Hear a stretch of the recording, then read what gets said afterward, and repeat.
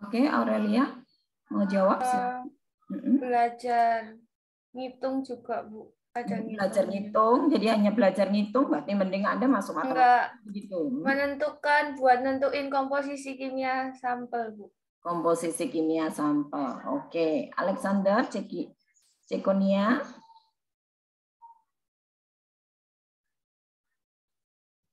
Untuk menganalisa zat-zat kimia dalam pangan, Bu. Oke, menganalisa zat-zat kimia dalam pangan. Oke, kita.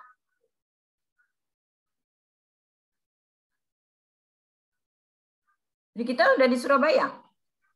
Iya, Bu, saya sudah di Surabaya. Oke, good. Ya, gimana?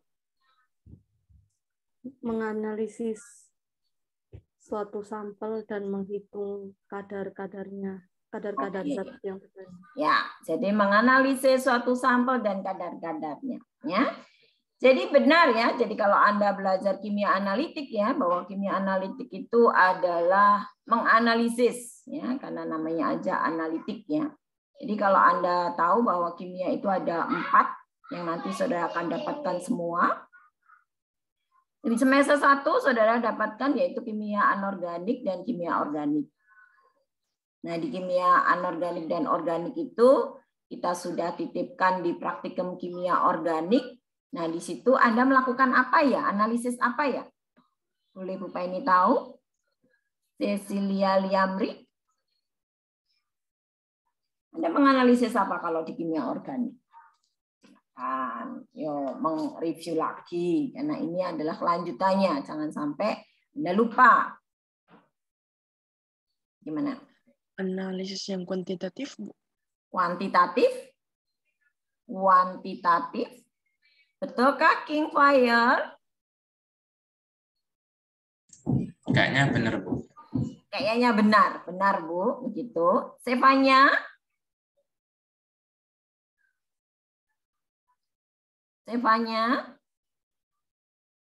Benar analisa kuantitatif.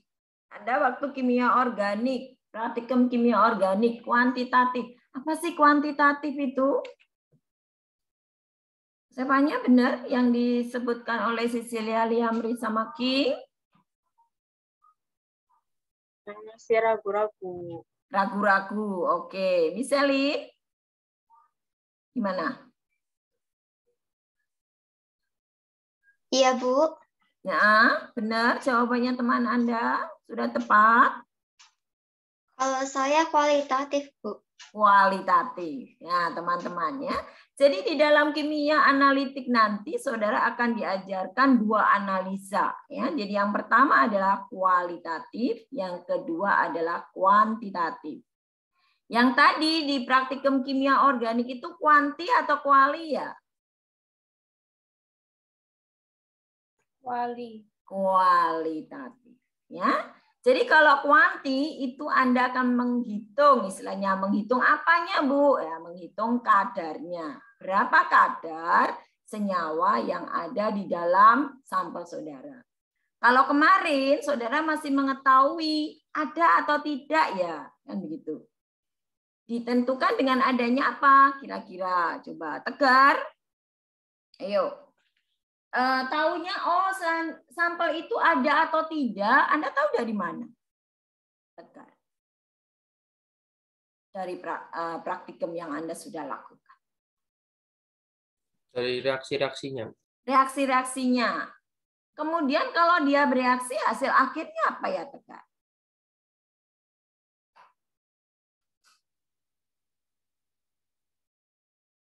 Iya, sudah percobaan. Bisa jadi endapan, bisa jadi endapan, 1, 2.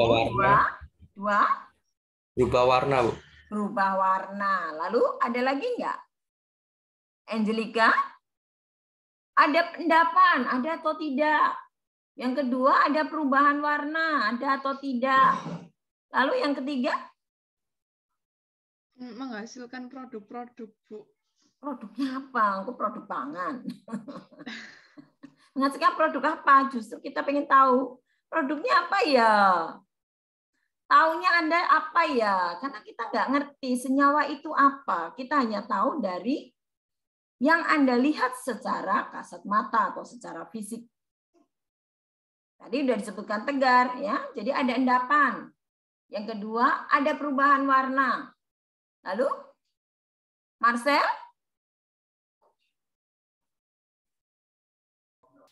Ada gelembung gas, Bu. Ada gelembung gas, betul ya. Terbentuknya gas. Kemudian, Michelino?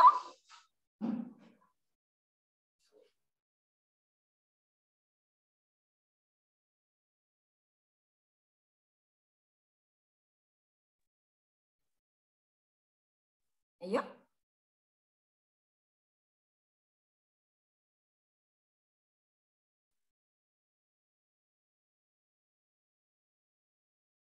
Tidak terdengar suaramu, Nak. Silakan. Mungkin mic-nya atau bagaimana? Halo? Masih di mute. Perubahan warna sama endapan, Bu. Perubahan warna sama endapan sudah dijawab sama Tegar. Mau nambahkan? Ada tambahan tadi dari Marcel adalah pembentukan gas. Apalagi? Apalagi ya? Kalau Anda pernah minum adem sari? Oke. Masih pernah? Oke. Anda larutkan dalam air, apa yang terjadi? Satu, selain ada gelembung gas, maybe, ya. Ada apa lagi? Kenapa dia dikatakan adem sari? Caroline, menambah? Warnanya berubah, Bu. Jadi Adem sari itu jadi berubah warna. Adem sari itu biasanya putih. Tidak. Iya, Bu. Awalnya kan bening jadi putih. Putih jadi bening. Jadi putih, ya endapannya putih jadi bening, ya tidak berwarna. Tapi yang terpenting bukan itu. Apanya? Anda minum adem sari untuk apa tak? Menghilangkan? Adanya perubahan suhu, Bu. Suhu, yes, ya Jennifer. Ya. Jadi yang Anda lihat nanti dari hasil analisa kualitatif, ya, oh itu ada reaksi atau tidak, Anda tahu dari satu, muncul endapan atau tidak. Yang kedua adalah ada perubahan warna atau tidak. Kemudian yang ketiga adalah ada perubahan suhu atau tidak. Kemudian yang keempat, terbentuk gas atau tidak. Ya, tinggal Anda sasarannya apa. Misalnya kalau reaksi antara NaCl dengan AgNO3, maka akan terbentuk endapan apa? Endapan atau gas? Vanessa? Endapan atau gas?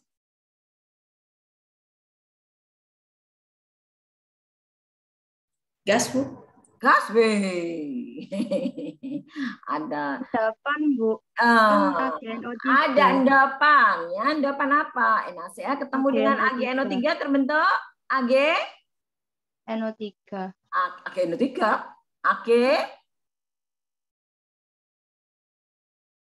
AgCl. AgCl itu berubah apa? Endapan. Warnanya apa? Nah, kalau ditanya warna, berarti warnanya putih. Sudah lupa semua kan? Ayo. Endapan warnanya putih. Dipanaskan larut atau tidak? Kira-kira Adeline?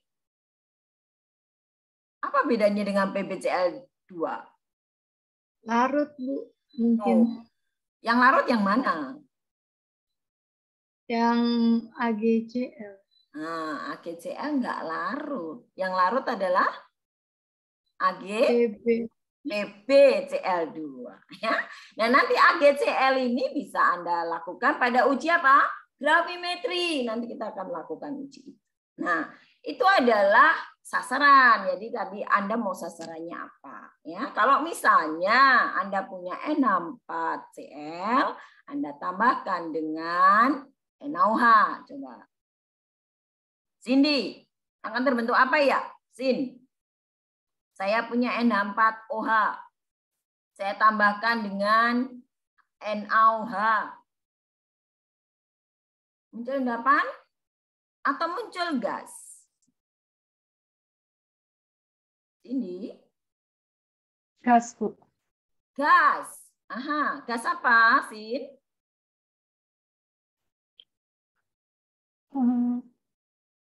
H2O. Gas H2O. NH4OH, NH4Cl ketemu dengan NaOH. Kan terbentuk? Gas apa ya? Siapa bisa bantu? Bantu Cindy. NaCl tambah H2O tambah CO2, Bu. NaCl tambah H2O tambah sama CO2? Iya. Loh, CO2 dari mana? Jen, dari mana? Coba saya buka dulu. Kok masih gambarannya masih NH3, Bu, maksud saya. Nah, ya. Jadi nanti akan terbentuk endapan akan terbentuk gas ya. Gas. Jadi kalau saya punya N4Cl, N4Cl ini apa ya? Fasenya. Ada yang tahu? Fasenya apa ya? Fasenya aqua. Aki.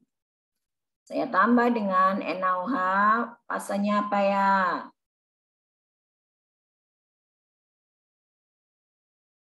Fasenya apa ya? NaOH itu awalnya kristal. Kalau direaksikan dengan N4Cl, dia tidak bisa kristalnya, tetapi dia harus dilarutkan. Maka harus dalam bentuk aqua. Lalu reaksinya harus Anda tahu, reversible atau irreversible. Nah, reaksinya ini adalah irreversible, tidak bolak-balik. Ya. Lalu hasilnya apa? Ini adalah apa? Ayo, kuliah anorganik. Tanya. Arif, NH4 plus ini apa? Kation, anion? Kation, Bu. Kation. Cl? Lawannya kation apa? Anion. Bu. Anion. Oke. Na? Leoni? Na? Kation, Bu. Apa itu? Kation, anion? Kation. Kation. OH? Anion. Anion. Kenapa dikatakan kation? Rebecca. Kenapa dikatakan kation? Karena ionnya positif. yes. Kalau anion? Eugenia?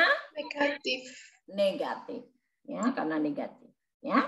Kalau dalam reaksi kation ketemu dengan anion. Dalam reaksi ini adalah reaksi apa ya? Anda sudah belajar di asam basa. Reaksi apa? Misel 23, nomor 23. Misel. Reaksi apa, Non? Saya punya N4Cl, saya ketemu dengan NaOH. Reaksi apa ya? Anda sudah belajar di anorganik, jadi tidak boleh lupa sama Bu Aan. Reaksi apa ini? Masuk dalam reaksi mana? Setelah larutan Anda belajar apa? Asam basa. Kemudian Anda belajar ada redoks. Anda belajar lagi ada kompleks. Oke? Nah, ini reaksi yang mana? Misel. Misel, silahkan jawab, Non. Ayo dijawab. Dijawab. Dari 3 yang Bupa ini sudah ungkapkan. Asam basa, redoks, atau kompleks? Redoks, Bu. Redoks. Redoks. Jessica mau bantu? Jessica. Asam basa. Redoks. Asam basa. Oke. Saya mau tanya. Margaret.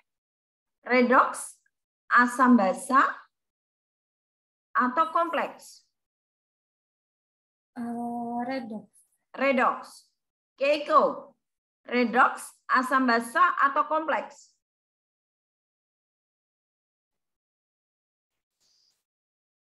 Nggak ada suara. Ayo keras. Redox. Redox. Krista? Asam basa, Bu. Asam basa. Rafael?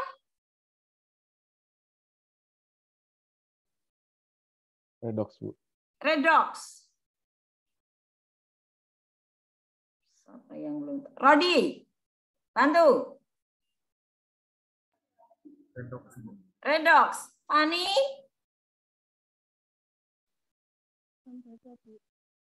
Tidak dengar Kuba ini? Fani? Asam basa, Bu. Asam basa. Freda? Asam basa. Asam basa. Ya. Bukan redox, kawan. Redox itu kalau bagaimana ya? Karena konsep itu Anda harus tahu dulu. Ya, buat apa ya, Bu? Karena di dalam kimia analitik itu kalau Anda salah konsep itu akan masuk pada metode analisa yang mana? Itu jadi masalah. Ya, jadi coba Caroline. Redox itu bagaimana ciri khasnya? Lin, boleh off tapi nggak boleh hilang. Caroline? Oh, hilang kan? Kamu nggak ada.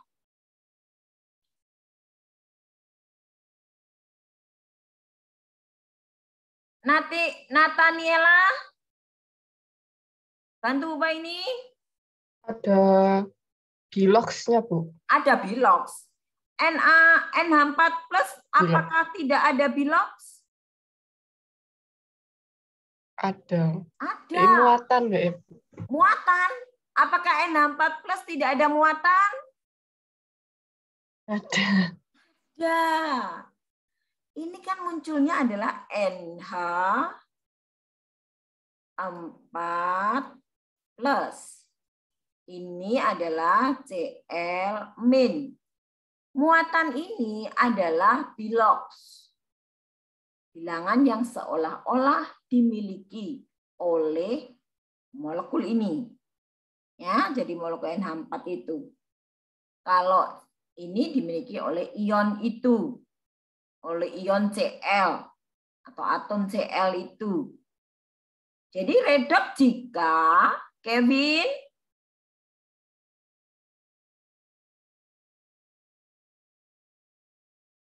kalau ini Na+, kalau ini adalah OH-. Ya, sebenarnya simbol begini salah ya kawan-kawan. Yang betul kan sebenarnya OH itu dimiliki oleh kedua. Jadi O itu negatif itu dimiliki oleh dua atom ini. Kan begitu. Ini juga sama. Sebenarnya harus dalam kurung. Tapi untuk menghemat kita kasih langsung plus. Tetapi Anda tahu bahwa plus ini bukan miliknya H. Ini juga bukan miliknya H, tapi miliknya dari OH itu bersama. Ya. Kevin, gimana, Vin? Jadi kalau redox adalah, contohnya Anda punya Mn, saya punya KMnO4 ya, MnO4 min. Saya ubah jadi Mn2+. Ini dulu. Saya ingin menegaskan Anda. Oke. Oke. Begini. Kalau begini, redox atau bukan, Arif?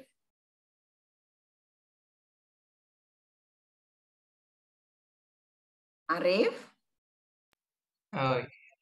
Redox, Bu. Redox, sepertinya. Kok belum yakin? Jennifer, bantu Bapak ini.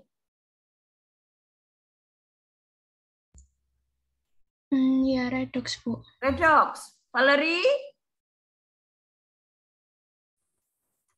Redox. Redox, ya.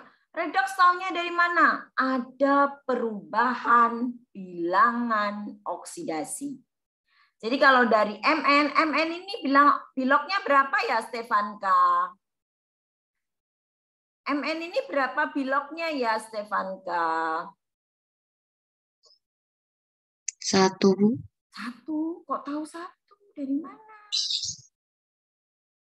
Ayo, kok masih bingung ya kawan-kawan? Kan udah diajari sama Bu Aan. Coba. Oh, ini berapa bilangan oksidasinya? Sebentar. Oh, bilangan oksidasinya berapa, Stefanka? Oh.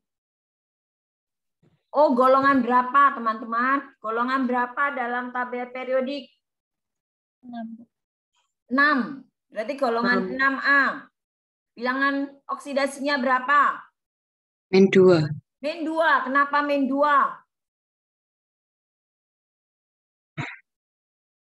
Kenapa min 2? Itu kan yang pakai atas bawah itu kan. Kok yang pakai atas bawah tenang. Panah atas bawah. Jangan sulit-sulit menjawab. Kenapa 2 min? Karena untuk mencapai 8 kurang berapa? Kurang 2. Dia masih perlu utang 2. Kan begitu? Ya enggak? Maka dia negatif. Oh, adalah 2 min. 2 min kali 4 berapa ya? 2 min kali 4 berapa ya? Muncul berapa? 8? Min 8. Minus. Min ini kan miliknya bersama. Jadi kalau dikasih tanda kurung ini, minus ini milik bersama antara MN sama O4. Nah sekarang, kalau O nilainya adalah 8 min, berarti MN ini berapa plus? Keiko. Dikurangi 1. 1 ini adalah milik bersama. Berarti 8 min dikurangi 1 minnya. Berarti kurang berapa supaya sama dengan di dalamnya 0? Keiko? 8. Berapa? Plus 8. Kok 8? Plus 9. Kok 9? Ayo. Bilangan titik-titik ditambah minus 8. Ketemunya minus 1. Mana matematika? Berapa? 7. 7 apa? Plus atau min? Plus. Plus. Ini adalah 7 plus. Ya. Jadi MN nilainya adalah 7 plus.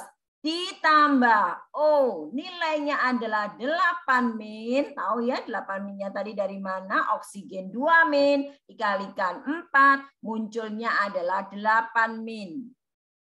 Sehingga total Jendra yang dimiliki terakhir tinggal 1 min. Oke, jadi ada perubahan bilangan oksidasi. Dari 7 plus berubah jadi 2 plus. Jadi dia menangkap berapa elektron? Gloria.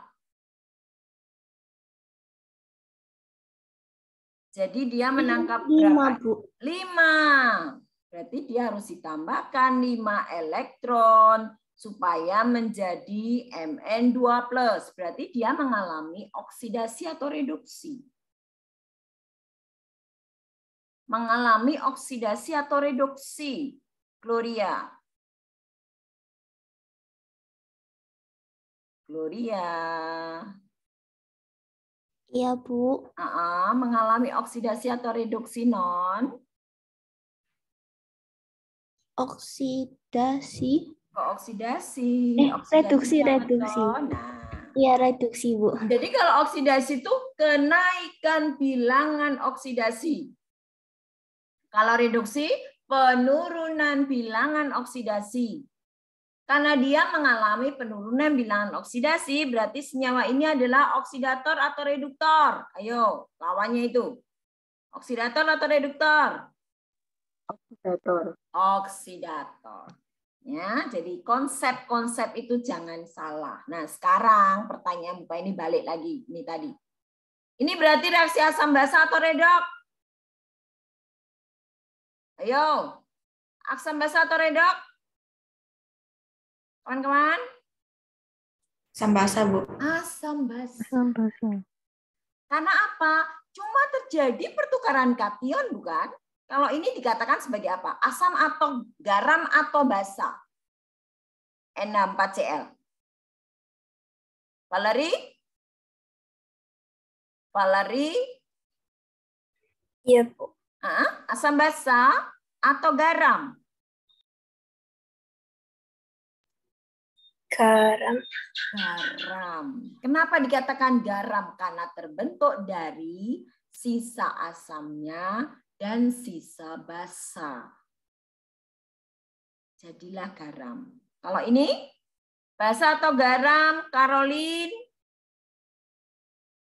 Basa kuat, Bu. Basa kuat, tambah kuat ya. Jadi kalau gini gampang karena sudah ada OH. Ini tinggal pertukaran. Jadi nanti hasilnya adalah NH4OH ditambah apa? NaCl. Ini aqua, ini sebenarnya aqua. Tetapi ini adalah basa hipotetis. Di alam tidak ada. Dia tidak bisa stabil di situ. Dia akan terurai menghasilkan NH3 gas ditambah H2O liquid.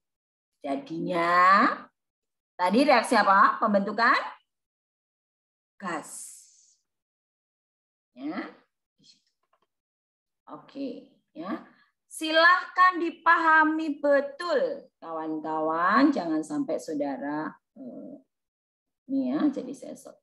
Oke. Jangan sampai salah. Oke, itu satu. Itu tadi ada. Ya, mau tanya? Silahkan. Iya, mau tanya, Bu. Jadi yang 5 elektron ditambahkan itu saya nggak paham, Bu. Yang 5 elektron ditambahkan nggak paham. Oke, balik lagi. Nggak paham dari mana? Oke. Ini ada lagi yang nggak paham selain Caroline, kawan-kawan? Kan sebenarnya sudah ada pada reaksi setengah reaksi ya. Jadi, baik dulu.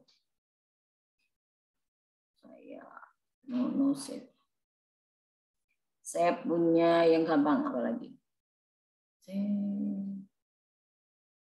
CO 3. Saya tuliskan kan begini sebenarnya. 2 min. Begitu kan? Ya enggak? Biasanya nanti di dalam satu redox ya, dia akan berubah menjadi gas CO2. Nah, sekarang kalau misalnya CO3 2 min, C ini berapa biloknya ya? Anda punya oksigen. Oksigen dia bilangan oksidasinya kan sebenarnya 2 min. Dari mana 2 min? Oksigen golongan 6. Golongan 6 untuk menjadi 8, dia kurang 2. Maka karena kelebihan 2 elektron, maka dia muatannya jadi negatif. Ya kan? Maka dia menjadi 2 min. Dicek lagi terkait dengan berapa proton, berapa elektron, berapa neutron yang Bu Penny sudah ajarkan waktu kuliah di anorganik di topik kedua. Oke, kita punya 2 min. 2 min karena ada 3 berarti min 6. Oke, ini ada min 6. Nah, sekarang karena ini min 6 itu punyanya oksigen dan di dalam molekul ini atau ion ini keseluruhan ini ada 2 min yang dia punya. Maka ada berapa sebenarnya yang dimiliki oleh karbon. Oleh karena itu, si min 6 ini harus dikurangi dulu dengan min 2. Maka di dalam molekul ini ya, itu harus totalnya 0. Karena tadi ada min 6 dikurangi 2, maka di sini tinggal min 4. Min 4. Karena dia adalah min 4, maka C ini berapa plus? Berapa plus? Plus 4, Bu. Plus 4. Jadi C ini adalah plus 4. Oke. Plus 4, ini berubah menjadi CO2. CO2 di sini. Ya, CO2 berarti berapa ya punyanya C di sini? Berubah jadi berapa? Balik, kita punya ada oksigen 2 min, betul? Kali 2, berarti ini ada berapa min? Min 4 kan? Min 4. C-nya ini berarti berapa plus?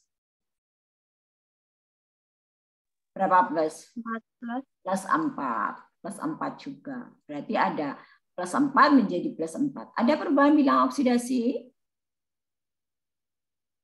Ada perubahan bilang oksidasi? Tidak ada.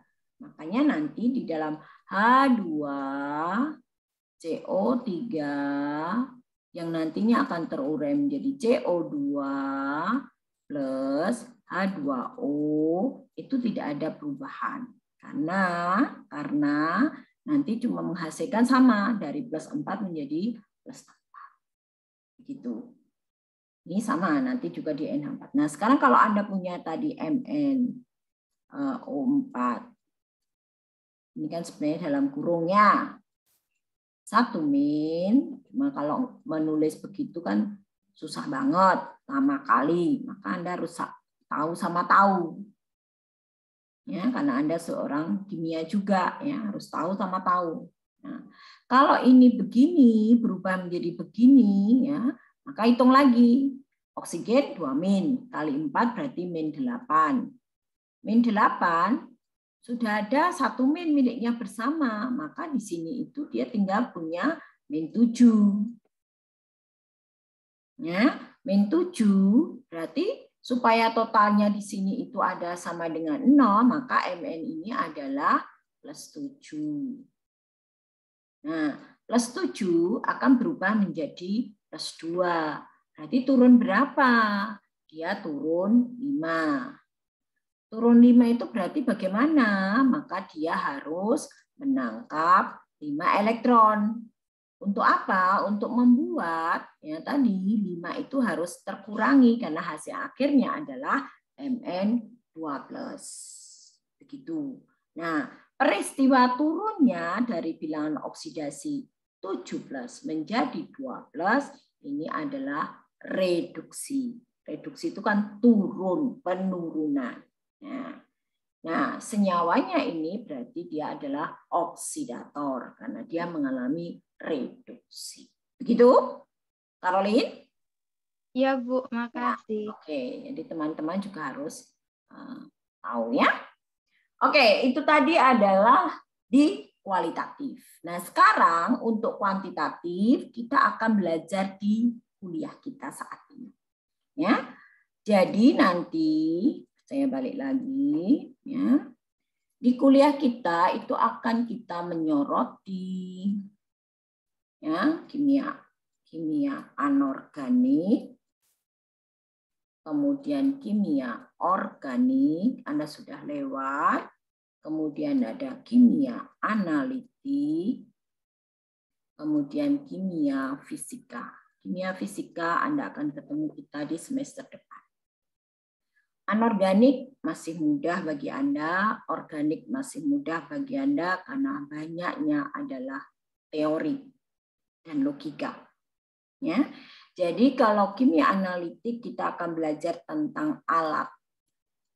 Alat-alat apa atau instrumen apa yang akan kita pelajari. Ya, akan kita pelajari selama kuliah ini. Nah, instrumen ini untuk apa? Kalau tadi di sini Anda menentukan kualitatif, Anda menentukan kualitatif,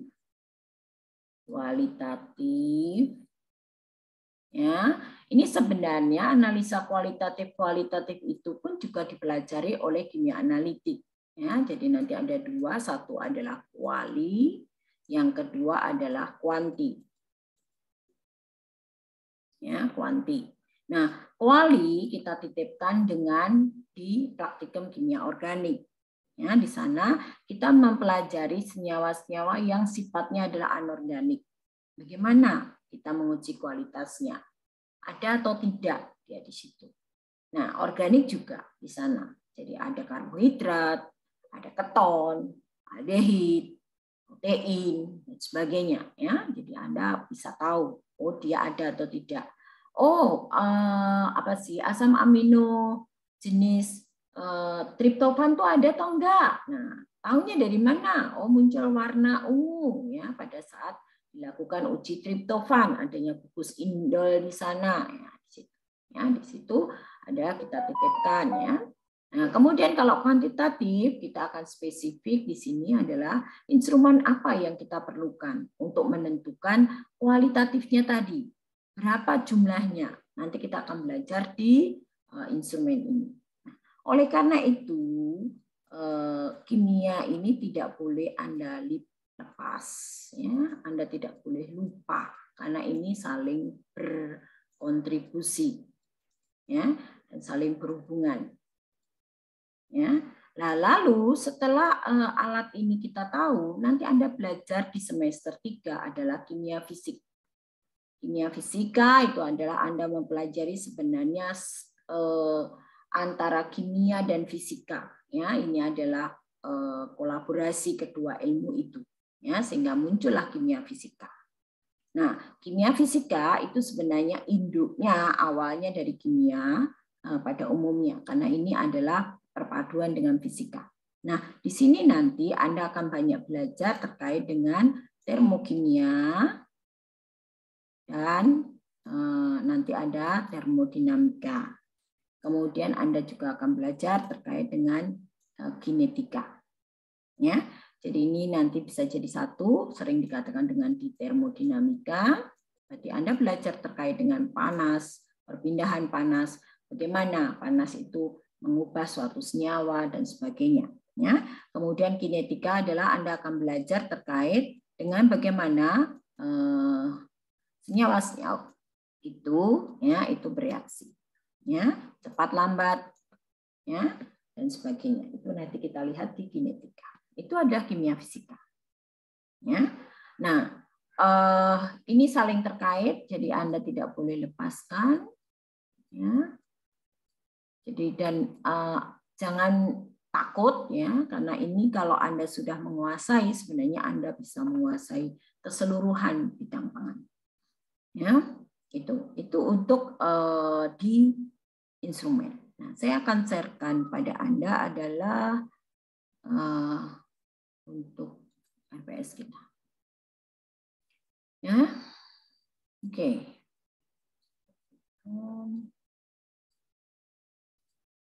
Ya. Di kuliah kita ya, jadi nanti di dalam kuliah kimia analitik untuk PPM ya, jadi capaian dalam pembelajaran ya, jadi utamanya itu Anda sebenarnya ingin menguasai konsep ilmu ya, dasar ilmu dan teknologi di bidang pangan yang mengarah pada kebutuhan industri 4.0 ya.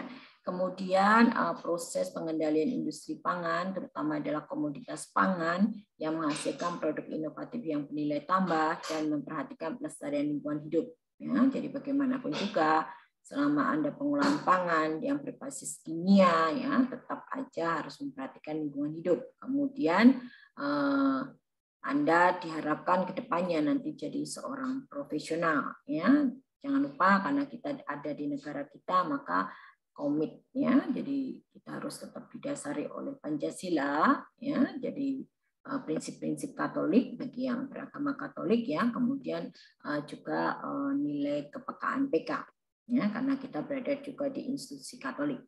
Oke. Kemudian nanti di capaian pembelajaran yang akan kita peroleh adalah menguasai teori ya, kemudian kemampuan mengendalikan reaksi kimia. Karena Anda akan belajar tentang reaksi kimia, kemudian juga akan belajar terkait dengan bagaimana menghitungnya dan sebagainya nanti ke arah sini ya.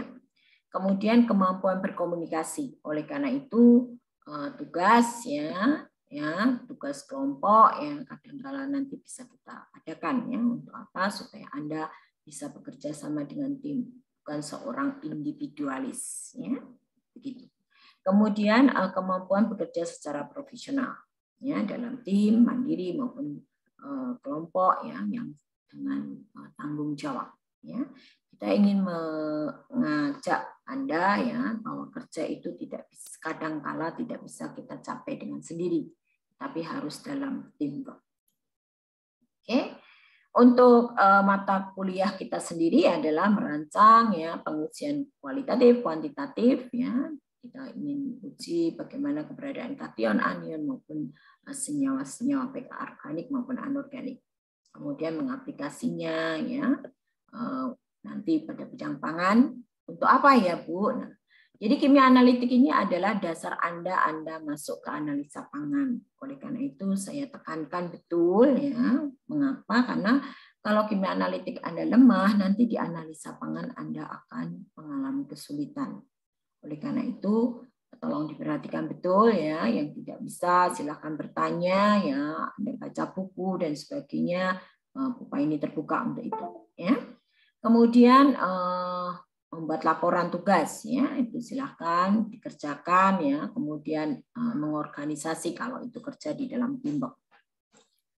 Nah, ini yang akan kita capai ya. Jadi ada merancang di pengujian kualitatif ya. Jadi yang pertama nanti kita akan masuk ke uji kualitatif. Nah, detailnya nanti silakan Anda baca ya. Kemudian yang kedua adalah nanti kita akan masuk ke asidi alkalimetri. Ya, kenapa kok Bupa ini tadi tanya redox dan sebagainya, reaksi asam basa? Karena nanti di sini Bupa ini langsung masuk ke uji kuantitatif asam basa. Ya, kita pakai metode konvensional masih, tetapi beberapa industri memang masih menggunakan metode ini ya. Yaitu contohnya kalau nanti Anda kerja di industri minyak goreng, ya minyak goreng Anda ingin menentukan berapa sih kualitas dari minyak goreng ini, maka Anda akan lakukan uji berapa jumlah asam lemak bebas yang ada dalam minyak selama proses pengolahan, baik itu di kondisi awal, misalnya di CPO, crude palm oil, bisa juga nanti di produknya yang sudah jadi olei yang siap untuk dikemas, jadi minyak goreng yang saat ini baru jadi polemik ya. Kenapa? Karena minyak goreng naik cukup tajam, kemudian pemerintah menurunkan, nah, orang-orang berlomba-lomba istilahnya mengepul di rumah ya. Nah, itu juga kejahatan di dalam masyarakat ya. Kemudian mengaplikasikan, Anda bisa mengaplikasikan. Nah, ini contohnya bagaimana kalau nanti Anda akan masuk ke praktikum berapakah jumlah asam asetat yang terbentuk pada saat pembuatan wine. Itu nanti Anda belajar di mikro ya, itu pada uji formal. Nah, itu di situ nanti Anda lakukan uji asidi alkalimetri. Cuma di mata kuliah tertentu atau pada bidang tertentu kadang disebutkan sebagai uji formal seperti itu. Pada itu dasarnya adalah asidi alkalimetri. Ya. Kemudian buat laporan, kalau ada tugas. Kemudian ada lagi adalah di argentometri. Lalu apa itu argentometri? Kalau argentometri itu adalah pengujian yang didasarkan pada pengendapan. Makanya tadi Bupa ini tanya, kenapa sih uji kualitatif? Mesti harus dilihat tuh, ada endapan atau tidak. Karena di dalam proses pembentukan endapan itu menjadi salah satu kriteria pada saat uji argentometri. Nah, kenapa dikatakan argento, Bu? Karena di sini menggunakan Ag ya sebagai zat reaksinya. Kemudian nanti dihasilkan suatu endapan dengan Ag itu. Berapa Ag yang diperlukan? Nah, nanti ditentukan dengan argentometri. Ya, itu prinsipnya. Kemudian ada lagi yaitu di komplekso. Ya, kenapa kok komplekso, Bu? Karena di sini adalah dasarnya reaksi kompleks, pembentukan kompleks. Makanya Bupa ini menekankan kenapa Anda harus tahu bagaimana senyawa kompleks itu terbentuk. Karena senyawa kompleks ini terbentuk, Anda nanti akan tahu apa itu ligan, apa itu atom pusat. Jadi harusnya sudah didapatkan di kimia anorganik ya pada saat Anda belajar terkait dengan larutan. Ya.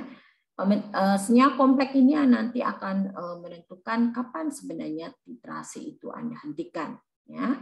Nah, ini biasanya Anda pakai pada saat nanti Anda menguji kesadahan. Ya, jadi apakah air yang Anda pakai, yaitu air sungai ataupun air sumur yang kemudian mengalami proses pembersihan ya di situ ya, itu masih ada nggak ion-ion yang masuk dalam kategori air sadah? Contohnya juga air dari pegunungan, karena di sana ada ion-ion golongan 2. Ya, ion-ion golongan 2 itu apa saja ya Bu? Jadi ada kalsium, magnesium, ya, barium, ya. Itu nanti akan menyebabkan kerak ya di boiler. Ya, jadi nanti saudara akan belajar di PUPP ya, kemudian di PPIC ya, tentang bagaimana sih Anda akan merancang pabrik. Ya, jangan sampai Anda menggunakan air yang sembarang. Ya, maka sebagai seorang analis, nanti misalnya Anda ingin jadi analis atau jadi R&D di situ ya, Anda pasti akan diminta mengecek berapa sih air sadah yang ada di dalam air yang akan digunakan sehari-hari di situ. Ya, apakah boleh atau tidak. Nah, kalaupun itu ada ya harus ada batas minimum karena itu terkait dengan tangki apa istilahnya ya, pipa-pipa yang akan sudah gunakan ya. Jadi kalau misalnya ada kerak-kerak ini ya, dia kemudian mengendap di situ ya, karena dia membentuk kompleks ya, nempel di situ ya, itu lama-lama tangki saudara kan mengalami suatu pembuntuan dan itu bahaya ya, bisa terjadi ledakan. Ya, sama halnya juga di dalam tubuh manusia. Ya, jadi Anda mengenal kalau Anda sering makan makanan yang LDL-nya tinggi, ya, lemak-lemakan tinggi, dan suka gorengan dan sebagainya, maka dampaknya adalah pipa-pipa dalam pembuluh darah Anda itu akan mengalami plak, sama seperti di situ. Ya, di sana dia akan membentuk kelat dengan komponen dalam pembuluh darah itu, hingga suatu saat juga akan terjadi ledakan. Ledakannya di mana? Akan terjadi serangan jantung. Akan terjadi kerusakan dalam pembuluh darah otak karena pecah, tekanan darahnya terlalu tinggi. Itu juga ada fenomena kesana, ya, itu ya, jadi ada kaitan. Oke, kemudian nanti Anda akan belajar yodometri, ya, yodo. Nah, yodo itu prinsipnya apa, Bu? Kenapa kok yodo, Bu? Karena Anda berkaitan dengan I2, ya, senyawa I. Kalau I2 berarti akan terkait dengan iodin, ya. Maka saudara akan menguji berapakah I2 yang ada di dalam sampel, ya. Dan ini reaksinya adalah didasarkan pada reaksi redoks. Makanya tolong dari sekarang mulai review lagi kuliah kimia anorganik kita, bagaimana prinsip asam basa, bagaimana perhitungan asam basa, kemudian argento, ya, kemudian judo dan komplekso. Jadi 4 hal ini saya berikan kepada Anda karena di dalam keseharian nanti Anda akan menjadi seorang analis, juga keseharian kita dalam kehidupan sehari-hari Tuhan memberikan ada 4 fenomena yang bisa terjadi di alam, ya. Bisa terjadi reaksi asam basa, bisa terjadi reaksi redoks, bisa terjadi reaksi kompleks, bisa juga terjadi reaksi pengendapan. Ya. Dan ini yang akan kita pelajari di dalam bagaimana pengujian secara kuantitatifnya. Nah, 4 pengujian ini nanti akan kita pelajari pada analisa konvensional. Ya, jadi kita masih menggunakan konvensional. Nah, konvensional ini adalah Anda nanti akan belajar dengan titrimetri, metode titrimetri atau volumetri. Bagi yang belajar secara hibrid, ya, yang nanti akan praktikum di laboratorium kelompok A dan kelompok B, ya, itu saya berikan acungan jempol karena apa? Nanti sudah akan mempunyai tambahan ilmu bagaimana sih Anda bisa mengerjakannya di laboratorium, ya, gitu ya. Bagi yang terpaksa harus daring, ya, maka Anda harus belajar lebih keras lagi supaya nanti di analisa pangan, ya, Anda tidak ketinggalan. Untuk yang secara gravimetri ya, ini adalah masih konvensional juga. Jadi katanya grave ya, berarti Anda nanti didasarkan pada proses penimbangan grave berat. Ya. Jadi gravimetri itu adalah pengukuran berat suatu bahan berdasarkan penimbangan. Ya, contohnya bagaimana Bu? Kalau misalnya Anda menentukan berapa kadar air dari suatu bahan, berapa kadar abu dari suatu bahan, berapa kadar lemak dalam suatu bahan, berapakah ya nanti yang basis-basisnya itu. Tapi yang jelas ada 3 hal itu yang utama, ya, air, abu, dan lemak. Ya, jadi nanti Anda ukur berapa yang hilang berdasarkan berat yang diperoleh. Nanti kita akan belajar ke sana. Itu juga masih konvensional karena kita menggunakan alat yang masih sederhana ya. Jadi timbangan, kemudian pemanas. Lalu setelah ya, yuk Karolin. Mau tanya. Yuk, boleh. Tadi kan sempat nyinggung praktikum kan Bu, yang A sama yang B. Ya. Kalau yang semester lalu kita kan daring itu ada kuis gitu kan Bu. Kalau yang praktikumnya offline itu kita tetap kuisnya online atau gimana Bu? Kita terangkan nanti siang, oke? Karolin? Oke Bu. Bukan saat ini, oke nanti saya akan terang.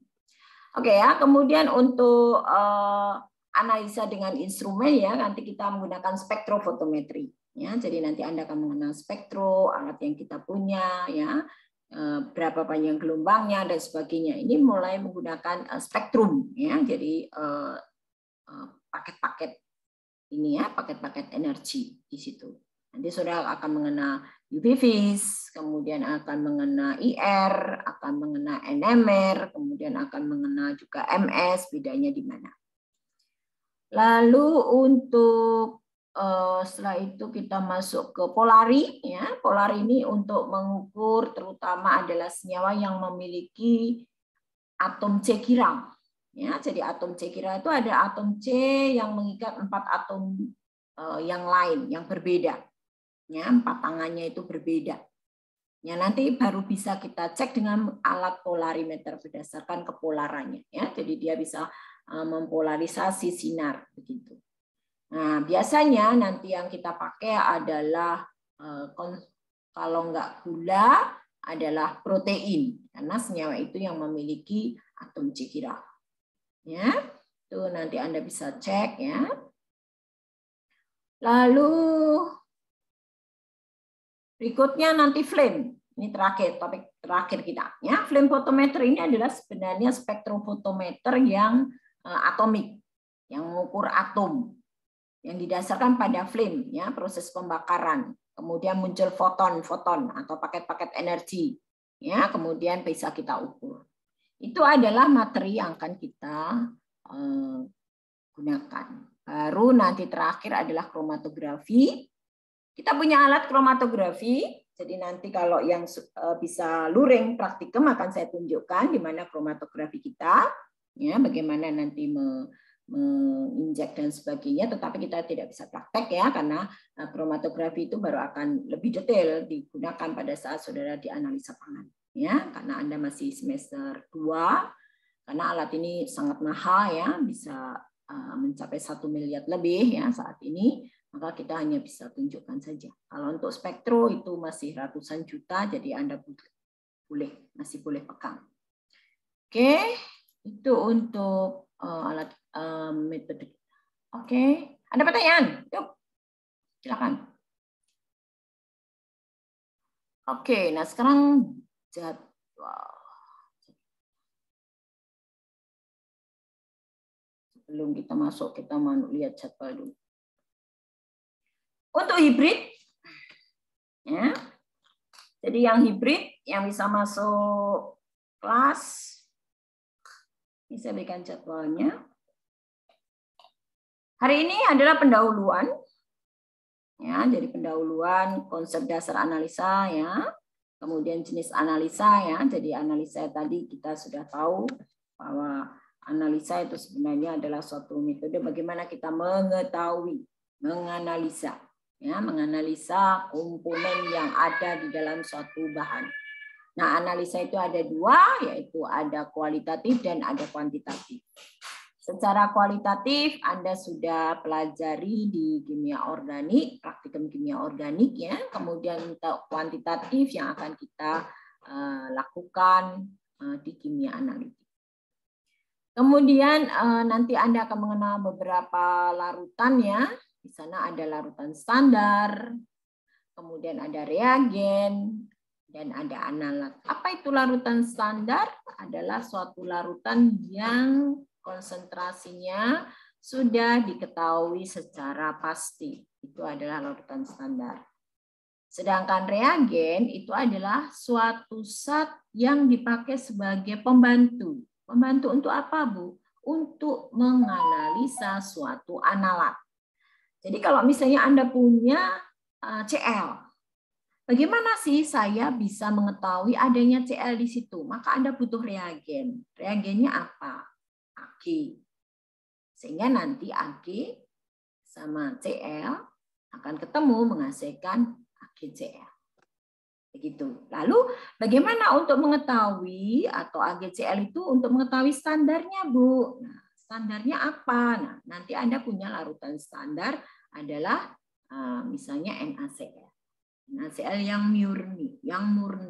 Nah, kalau tadi untuk Cl-nya itu Cl dari mana, Bu? Misalnya Cl dari garam dapur. Anda punya garam dapur, kemudian Anda ingin mengetahui berapakah Cl di dalam garam dapur. Nah, Anda punya larutan standarnya adalah NaCl murni. Ya. Kemudian Anda akan membuat larutannya. Nah, nanti akan kita jelaskan secara detail sebenarnya di kuliah. Di praktikum. Ya, itu. Tapi antara kuliah sama praktikum itu saling membantu. Kemudian galat. Apa itu galat? Galat ini sebenarnya adalah error atau kesalahan. Berapa sih kesalahan yang boleh diizinkan? Ya, jadi saya akan teman-teman ya, jadi perlu Anda tahu nanti di dalam analisa itu Anda mungkin akan menganalisa, Anda punya data ya, data X1. Kemudian Anda ulang lagi, Anda dapat X2. Anda ulang lagi, Anda dapat X3. Ya, Anda ulang lagi, Anda dapat X4. Ulang lagi, dapat X5. Lalu berapa kali ulangan yang harus saya lakukan? Ini nanti tergantung rancangan Anda. Nah, rancangannya itu di mana, Bu? Nanti sudah akan belajar tentang rancangan penelitian atau RANPEL. Biasanya anak-anak ini akan sedikit terjebak dengan rancangan penelitian. Karena ini sudah bermain dengan logika, bagaimana saya ingin membuat suatu produk. Kebetulan ini Bapak ini membuat produk ya. Saya punya mie luntas. Ya. Yang sekarang sudah diproduksi orang di Sidoarjo. Ya, dan ramai sekali. Oke. Nah, mie beluntas ini misalnya Anda membuat mie-nya kan dari terigu ya. Kemudian Anda menambahkan beluntasnya itu misalnya ada sekian perlakuan. Misalnya perlakuan 1, perlakuan 2, perlakuan 3, perlakuan 4. Saya mau 4 perlakuan aja. Misalnya ini adalah beluntasnya 0%. Kemudian saya punya beluntasnya itu misalnya 10%. Saya punya kemudian 20%. Saya punya adalah 30%. Nah, lalu saya harus melakukan ulangan ini berapa, Bu? Nah, rancangan yang Anda gunakan ini adalah biasanya pakai ANOVA. Rancangan acak kelompok, biasanya RAK, faktor, tunggal. Kenapa tunggal, Bu? Karena hanya 1. Hanya satu faktornya, yaitu apa? Konsentrasi beluntas ini. Hanya satu. Kalau misalnya Bu, selain konsentrasi beluntas, misalnya perlakuan suhu, nah itu berarti dua faktor. Ya, ini adalah faktor tunggal, hanya satu faktor. Lalu bagaimana nanti Anda membuat ulangannya, ini ada berapa? Biasanya nanti ada rumus R-1 kalikan N kurang dari 15. Begitu. Ini kalau tunggal. Kalau nanti double, ini adalah R-1, N-1. Begitu. Ya. Nah, nanti detailnya sudah akan belajar di rancangan penelitian dengan Bu Yayu sama Bu Wit di semester 5. Ya, semester 5 harus Anda kuatin sebelum Anda masuk ke semester 6, masuk ke skripsi. Ya, untuk menentukan. Nah, M-nya tadi ini berapa? Ini adalah P1, P2, P3, P4. Ada berapa? Ada 4. Misalnya 4 min 1. Ini musnya agak mengganggu. Kalikan N kurang dari 15. Ya, berarti nanti ini 3. N kurang dari 15. Berarti berapa kali Anda melakukan ulangan? Itu adalah 5 kali. Yaitu 15 dibagi 3. Berarti 5. Ya, berarti kalau Anda sampai X1, X2, X3, X4, X5. 5 kali. Ini diulang 5 kali, ini diulang 5 kali, ini diulang 5 kali, ini diulang 5 kali. Begitu. Ya. Dari 5 kali itu, lalu bagaimana membuatnya? Berarti sebagai X1. X1 dulu. Maka kerjakan P1, P2, P3, P4. Sebagai ulangan 1.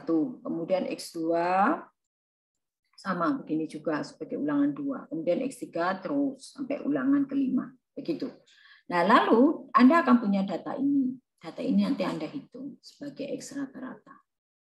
Nanti ditambah dengan SD. Standar deviasi. Nah, standar deviasinya ini tidak boleh besar. Ya, Bu, kalau besar bagaimana? Maka Anda harus ulang lagi. Sampai dapat kecil. Lalu berapa? Nanti Anda cari dari koefisien varian. OVAR. Ya, ini kurang dari atau sama dengan 10%. Dapatnya dari mana, Bu? Berarti SD dibagi dengan X bar. X bar itu adalah X rata-rata dikali 100%. Nah, di dalam praktikum nanti di kimia analitik setelah Anda luring, ya, Anda juga harus menetapkan ini. Kesalahan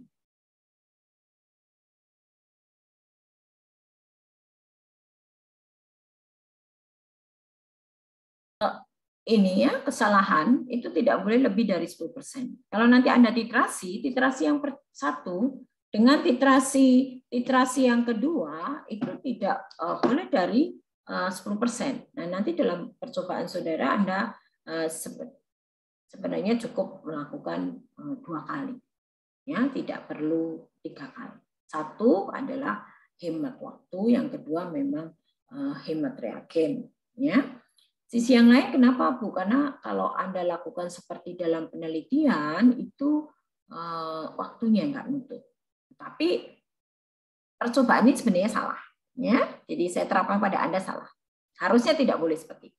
Ya, harusnya harus memenuhi aturan seperti ini. Tetapi nanti dalam percobaan saudara cukuplah Anda lakukan ulangan 2 kali. Nah, 2 kali itu Anda harus punya COV-core kurang dari 10%. Nah, nanti Anda hitung. Kalau lebih dari 10% bagaimana? Termasuk mulai dari menimbang, mulai dari titrasi, ya, Anda akan dapatkan hasil. Sama juga, mulai dari menimbang, mulai Anda ukur di dalam absorbansinya, Anda harus dapatkan 10% maksimal. Juga mulai dari menimbang, Anda ukur polaritasnya, Anda juga tidak boleh lebih dari 10%. Nah, kenapa ini saya tekankan kepada Anda? Karena kesalahan di atas sangat tergantung dari apa yang Anda dapatkan di bawah. Nah, ini tolong diingat, dicatat, dimasukkan di benak. Ya. Tidak boleh lebih dari 10%. Ya, nanti dalam titrasi, oke, pada titrasi asam basa mungkin Anda masih besar, Bu. Tapi nanti di titrasi yang kedua argento mulai dikecilin kesalahannya. Kemudian diodo tambah kecilin lagi. Komplekso tambah kecil lagi. Ya. Secara logika harusnya ujian praktikum kita lakukan secara luring. Ya, tetapi karena Anda masih ada yang daring, nanti bobot ini kan jadi tidak. Tetapi paling tidak dengan Anda yang hibrid atau yang luring itu akan memiliki skill lebih dibandingkan yang daring. Ya. Oke, ada pertanyaan teman-teman? Ya, jadi yang masih dari luar pulau atau luar kota yang masih ditakutkan dengan pergi ke Surabaya, ya itu mulai dipikirkan semester ke depannya ya supaya Anda bisa. Oke, saya share lagi ya. Jadi waktu kita masih berapa menit? Sampai 40 ya, 10.40. Oke. Bentar. Saya akan bagi untuk yang pertemuan kita di luring dan daring untuk yang kuliah. Sebentar, tadi mana? Ya. Oke, hari ini kita daring. Senin depan saya masih kasih daring ya karena uji kualitatif.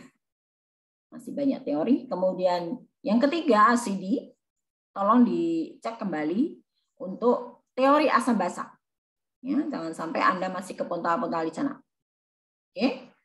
4, argento masih daring, yodo, komplekso masih daring, baru pertemuan terakhir kita akan lakukan pendalaman materi kita hibrid.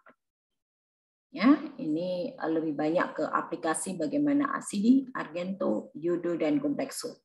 Kenapa ini saya buat terakhir ya? Karena prinsip keempat dari materi ini adalah titrimetri atau volumetri. Kita menggunakan buret yang sudah di SMA sudah pernah ketemu ya sebelum Anda kena pandemi ya. Ini kita menggunakan buret. Bagaimana memegang buret? Bagaimana Anda titrasi dengan menggunakan buret untuk menentukan konsentrasi asam atau basa atau garam, konsentrasi anion, terutama adalah golongan 7A, kemudian konsentrasi senyawa-senyawa yang bisa ditentukan dengan redoks, kemudian konsentrasi dari ligan yang kita bisa tentukan dengan kompleksometri. Oke, kita nanti akan ketemu di hibrid sebelum kita UTS. Kemudian setelah UTS, ya ini cuma ada kalau nggak salah kita nggak kena libur ya. Coba nanti cek, Serlin. Ya, Bu. Ya, nanti dicek ya apakah ada tanggal yang merah yang saya kelewat. Oke. Kemudian untuk yang setelah UTS, karena kita banyak yang berbeda topiknya dan mulai agak berat karena kita menggunakan instrumen. Ya, yang pertama grafi kita masih daring. Nah, ini untuk kompleks spektro kita ada 2 pertemuan. Yang pertama daring, yang kedua hibrid. Oke, ini spektro, kemudian polari ada 2 pertemuan. Yang pertama daring, yang kedua hibrid. Kemudian kromatografi, yang pertama daring, yang kedua hibrid. Ya.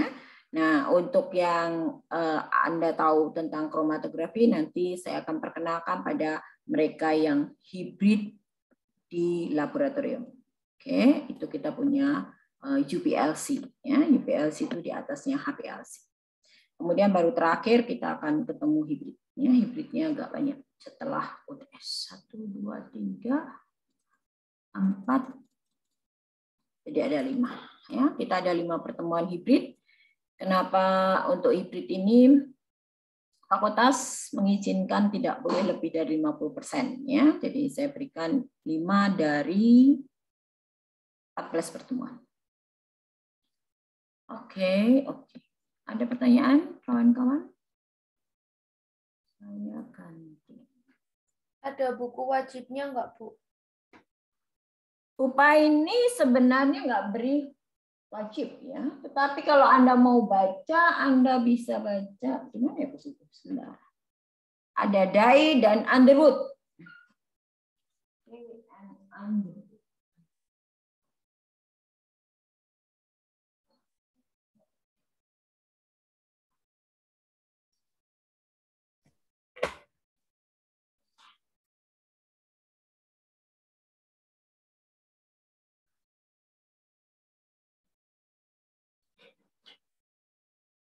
Ini kawan-kawan, ya kelihatan ya?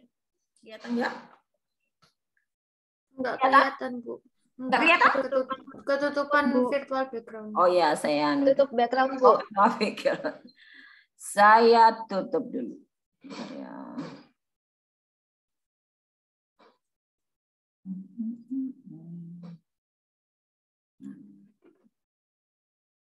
Ini baca.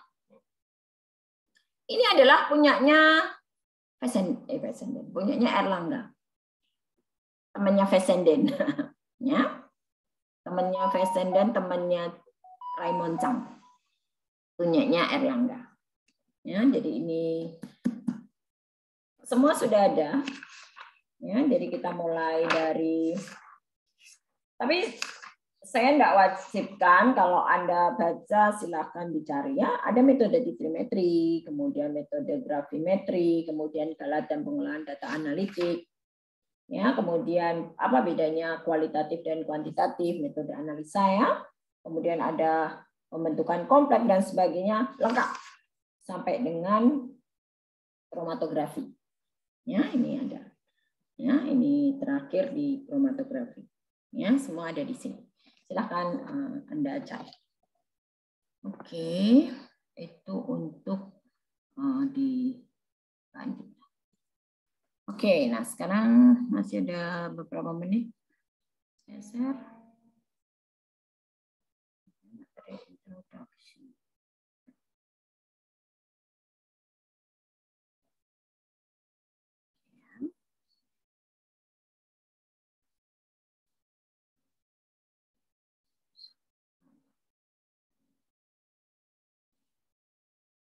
Kelihatan ya? Oke. Introduction kita yang pertama yaitu ini. Jadi kimia analitik ya. Jadi secara detailnya itu merupakan suatu metode untuk menentukan komposisi kimia dari suatu sampel. Ya, jadi bagaimana kita menentukan komposisinya? Ya. Jadi bisa secara kualitatif. Analisa kualitatif ini harus kita lakukan dulu. Kenapa? Karena kalau kita langsung tentukan secara kuantitatif, tetapi set itu tidak ada, kan rugi. Ya, jadi buang-buang energi, buang-buang uang begitu. Maka biasanya Anda lakukan dulu. Ada enggak ya? Contohnya ya. Jadi share ya. Ini kebetulan Bu Pa ini kan bidangnya ke bioactive compounds ya. Jadi saya punya daun misalnya. Nah, daun ini mau saya tentukan berapa sih fenolnya.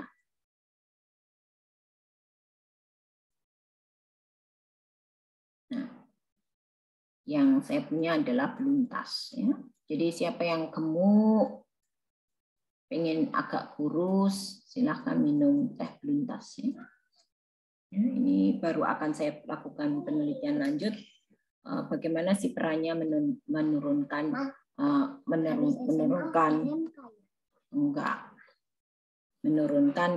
ini ya gemuk ya. Ini ada anak tanya, Bu habis SMA SMK ya? Waduh, kok naik SMK ya.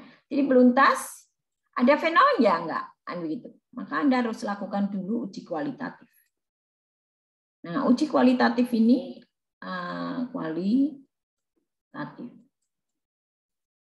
ya, jadi kualitatif bisa Anda lakukan dengan ya uji ini pakai metode Harpun. Ya, metode Harpun. Nah, metode Harpun ini adalah metode yang bisa Anda lihat berdasarkan perubahan warna. Ya, jadi color. Ya, jadi nanti kita lakukan ekstrak tahun ini ya, diekstrak dulu.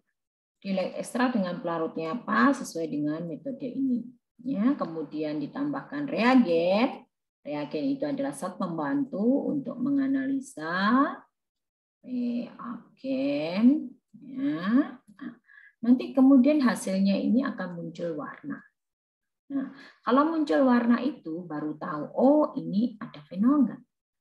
Gitu kan? Kalau memang sasarannya adalah fenol, ya Anda cek. Oh ada fenolnya Bu, positif. Nah, baru kita lakukan uji kuantitatif. Ya, jadi kuantitatifnya adalah berapa jumlah?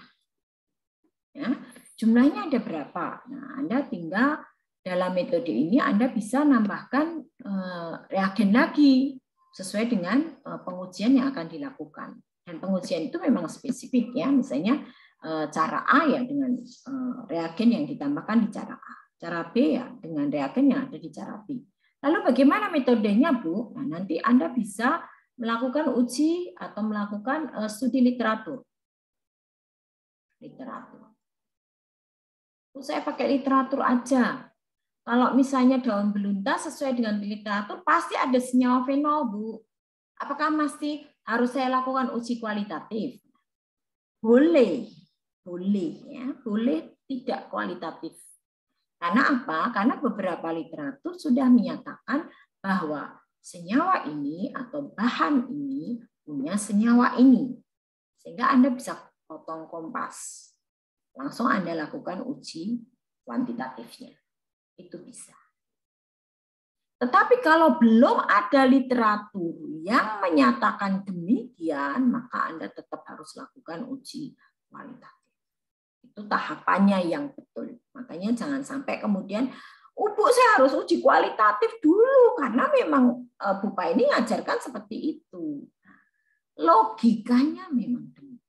Tetapi kalau sudah ada literatur yang menyatakan dan memastikan dan bisa dikatakan sebagai sumber yang sahih, ya, yang akurat, ya, maka Anda bisa langsung uji kuantitatif.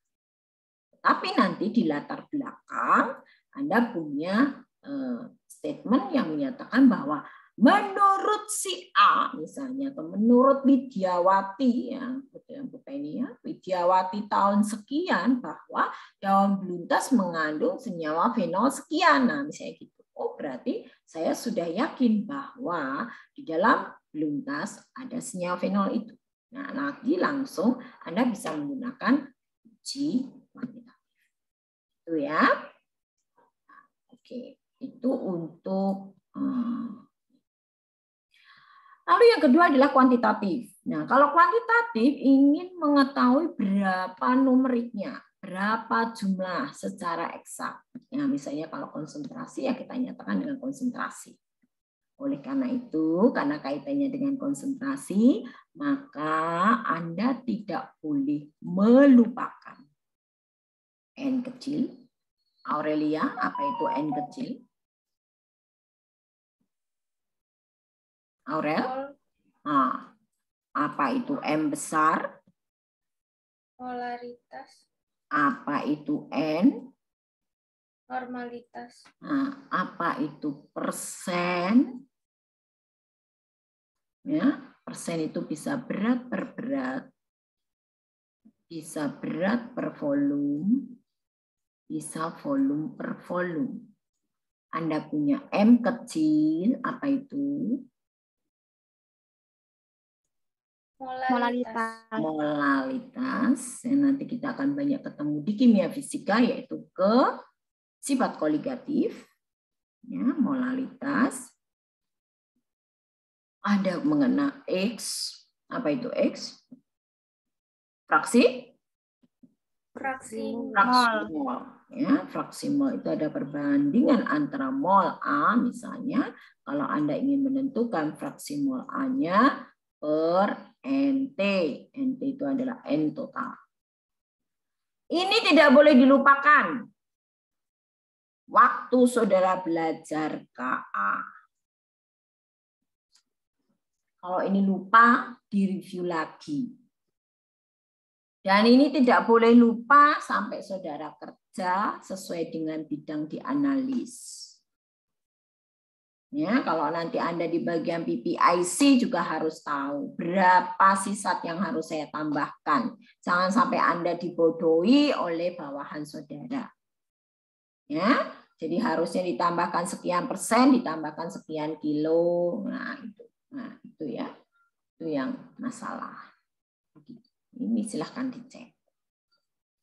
Oke. Nah, lalu, metodenya ini ada 2 tadi sudah Bapak terangkan ya. Jadi klasik atau konvensional, kemudian instrumen itu kalau yang modern.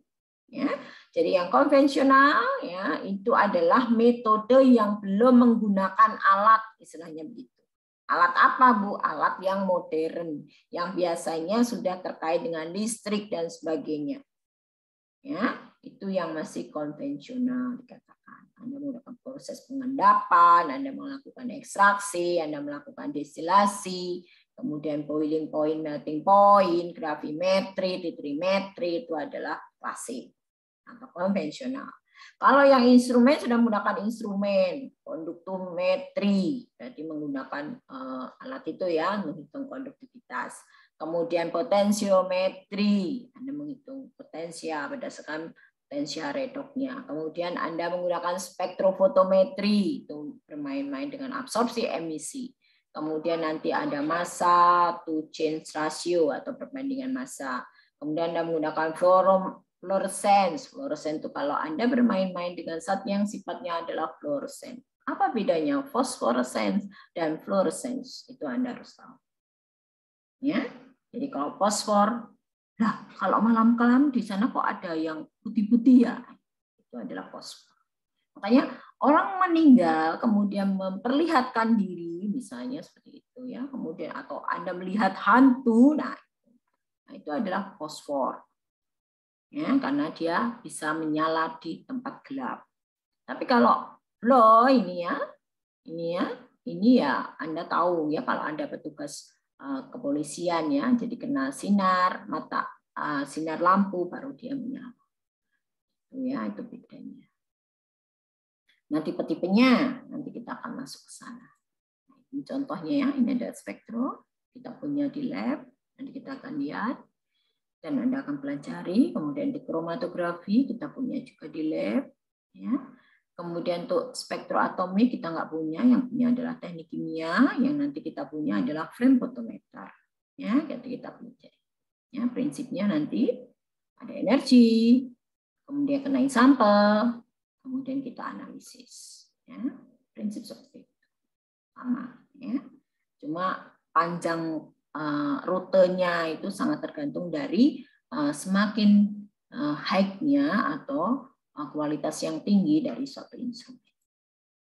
Nah, ini aplikasinya ya. Jadi untuk analisa itu cukup luas. Kalau nanti Anda akan jadi di bioanalytical ya, di lingkungan juga sekarang baru gencar ya, kemudian ke material science juga, kemudian juga ada di forensik ya, itu diperlukan.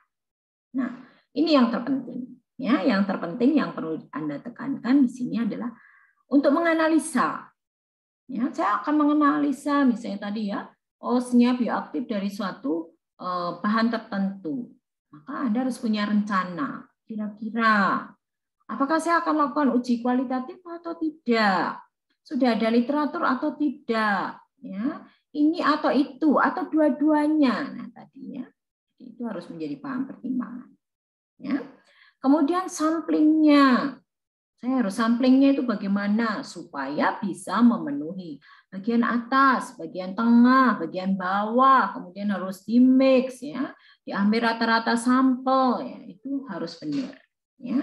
Jangan sampai salah dan itu akan menentukan kualitas dari suatu produk yang diperoleh. Kemudian bagaimana preparasi dari suatu sampel ya, sangat tergantung dari teknik analisanya. Ya, jadi kalau misalnya Anda mau menganalisa dengan HPLC, berbeda dengan spektro, berbeda dengan gravimetri dan sebagainya. Ya, karena setiap alat punya spesifikasi masing-masing.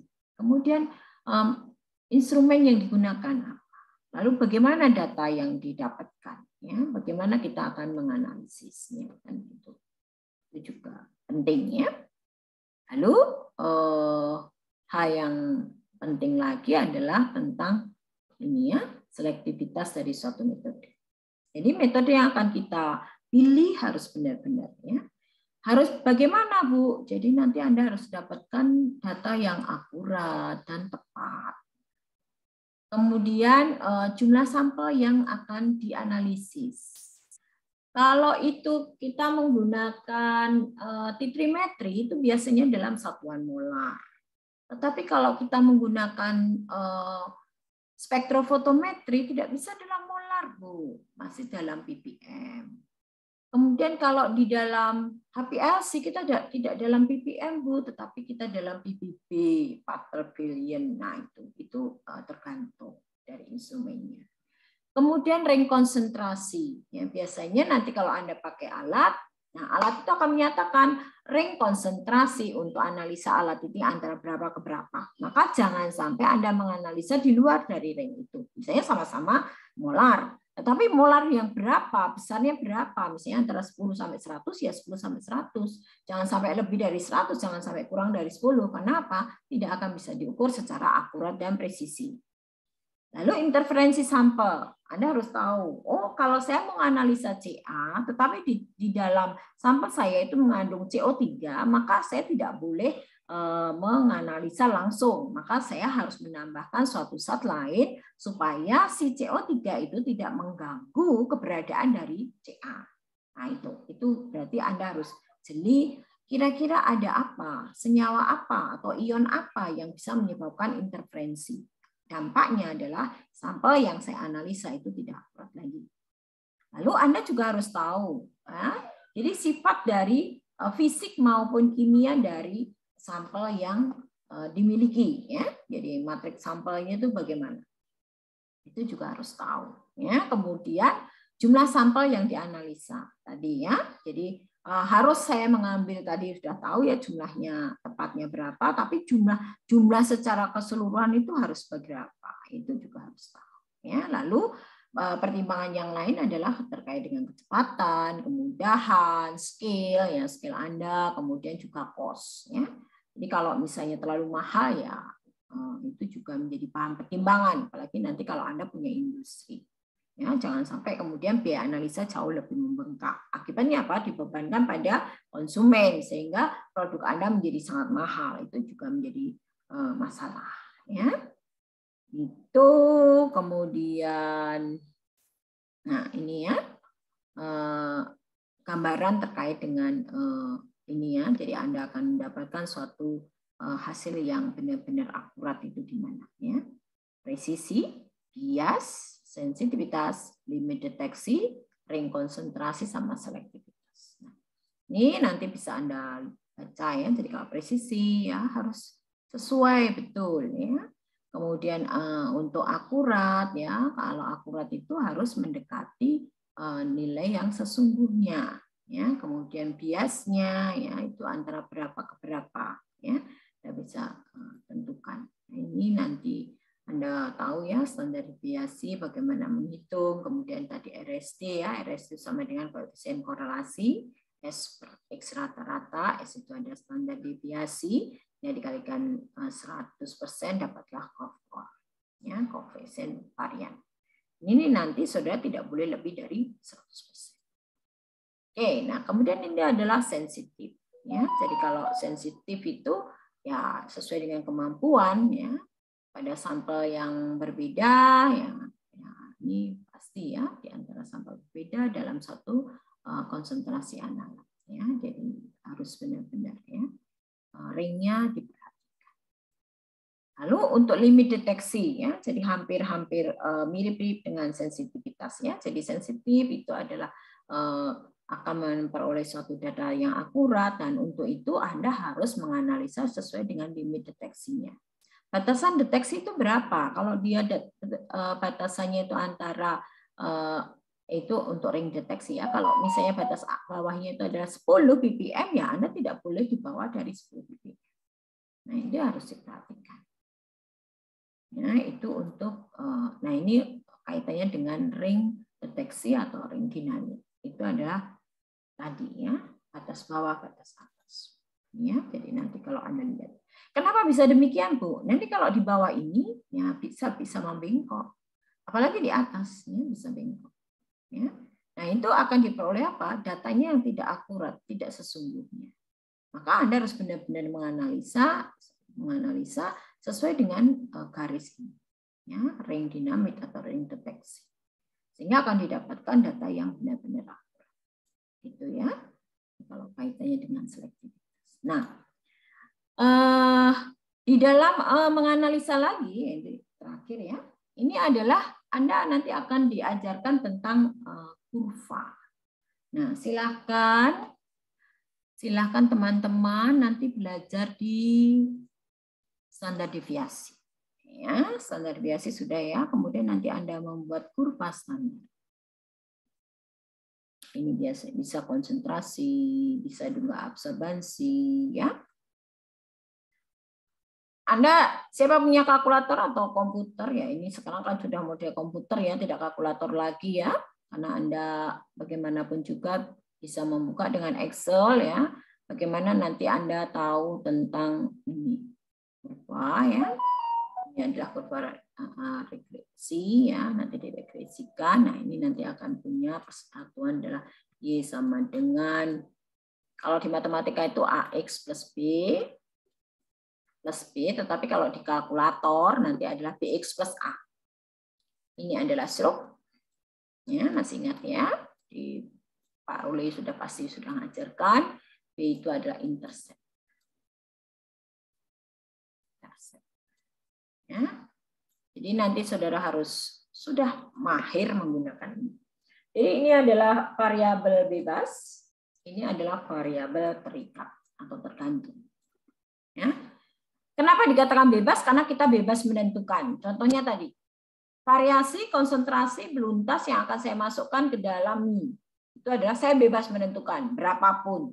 Mau rengket-rengket, mau besar-besar, up to you. Itu Anda yang bebas menentukan. Maka dikatakan sebagai variabel bebas. Sedangkan dampaknya apa? Dampaknya itu adalah yang terikat. Oh, kalau dia segini, ya dapatnya segini. Oh, kalau segini, ya dapatnya segini. Oh, segini, dapatnya segini. Ya begitu. Itu adalah yang terikat. Maka nanti akan punya kurva segini.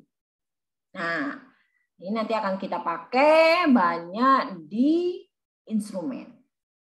Oke, silahkan gunakan dengan Excel ya, supaya Anda tidak sulit. Nah, itu gambaran yang akan kita pelajari selama kuliah kimia analitik. Ya, sampai di sini ada pertanyaan, teman-teman? Saya sudah merambah 4 menit. Oke? Bu, mau tanya. Boleh, yuk. Kalau di YouTube tadi sempat cari tutorial itu yang Y sama dengannya bukan AX plus B, tapi yang A plus BX gitu. Boleh, iya. Nah, makanya tadi kan bisa AX plus B. AX plus B ini adalah persamaan matematika. Kalau di dalam tutorial saudara, pasti saudara akan punyanya begini, BX plus A. Makanya nanti kalau Anda menggunakan kalkulator jangan keliru. Anda mau menutul, ya, ditutul. Nah, mau mengeluarkan slope, Bu, Anda salah mengeluarkan B-nya. Anda masukkan intercept. Salah kalau di kalkulator. Ya, itu muncul di sini. Tetapi kalau di komputer, di Excel, coba ya, saya masukkan Excel.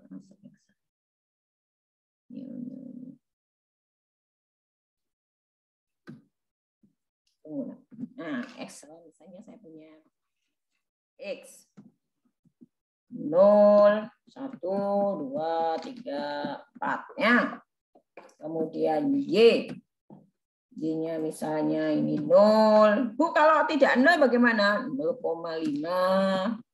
Kemudian 1, 1,5 mesti lurus. 2, 2,5.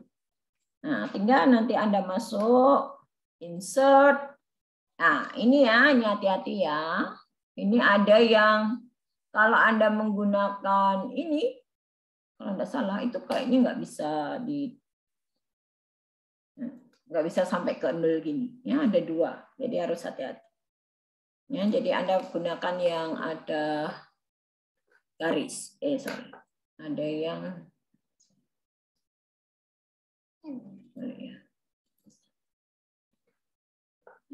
ya, begitu. Nanti kemudian dikeluarkan persamaannya, Bu. Nah, nanti Anda masuk ke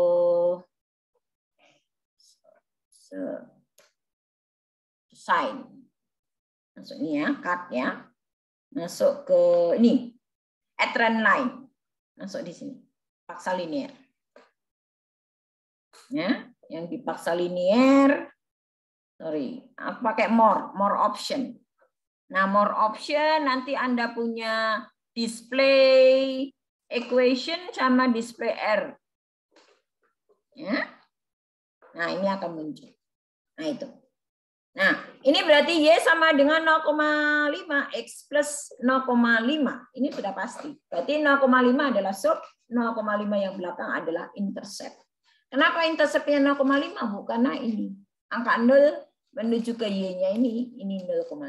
Ini adalah intercept, yaitu perpotongan antara garis dengan sumbu Y. Itu adalah intercept. Oke, ini adalah slope-nya. Slope-nya itu adalah kemiringan. Kemiringannya ini adalah 0,5. Nah, kalau misalnya nanti ada gambar lagi, Anda, Bupa ini punya data, saya punya 0,75. 0,75 diminta mencari berapakah Y-nya. Maka tinggal Anda masukkan X-nya, Anda kalikan 0,75. Maka Anda ketemu nilai Y-nya. Begitu. Ya, ini nanti banyak aplikasinya penggunaan kurva standar pada penentuan konsentrasi suatu sampel. Makanya Bupa ini memberikan keterangan ada senyawa standar, ada kurva standar. Senyawa standar adalah senyawa yang sebenarnya dipakai nantinya untuk membuat kurva standar. Begitu? Caroline? Bu, lagi. Ya. Berarti kan kalau nilai X-nya beda-beda itu grafiknya kan nggak jadi linear, jadi macam-macam. Loh, ya enggak masalah. Makanya nanti di dalam penelitian saudara, Anda tidak boleh mendapatkan, tadi kan Bupa ini sudah share ya. Oke, balik lagi. Anda tidak boleh mendapatkan nilai R kuadratnya ini kurang dari 95 atau 0,95. Kenapa? Oke, saya kita ganti. Nah, 0,67. Kemudian 1, Mama ini dikasih dong. ya tunggu Tona, tunggu. Nah, misalnya gitu ya. Lalu ini, nah misalnya ini, ya, ini elek toh, ya kan? Tapi Anda masih punya 0,9673. Secara matematika masih boleh diterima, masih boleh data ini digunakan sebagai kurva standar. Tetapi kalau nyampe ini 1,22 misalnya, nah masih bagus. 1,90 misalnya. Masih bagus. Mana yang elek supaya elek? 0,